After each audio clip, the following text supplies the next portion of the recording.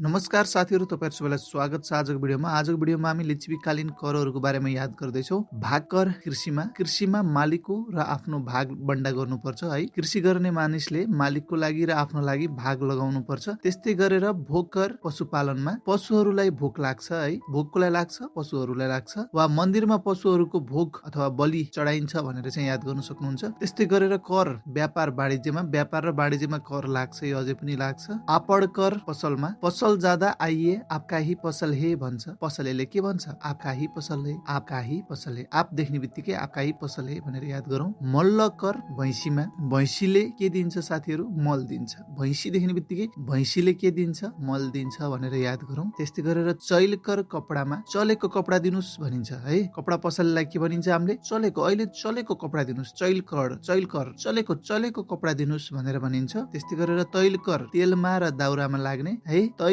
तेल एकदमै सजिलो, तैल तेल। त्यस्तै गरेर मल्लयुद्ध र गोयुद्ध कर मनोरञ्जनमा अल मल्ल गो टु युद्ध after that you will get मनोरञ्जन है। मल्लहरूलाई के भन्ने हो? सबै मल्लहरू युद्धमा जाऊ, युद्धबाट आएपछि बल्ल मनोरञ्जन पाउँछौ भन्ने हो है। मल्लयुद्ध गोयुद्ध कर मनोरञ्जनमा है त। पहिला युद्धमा गो हैन, त्यसपछि मनोरञ्जन पाउने भनेर भन्ने हो। त्यस्तै गरेर सुकर कर सुँगुरमा लगाइने कर, एकदमै सजिलो, सुकर सुँगुर। सिङ्कर फर्निचरमा लगाइने कर। सिङ्कर भनेको के रहेछ?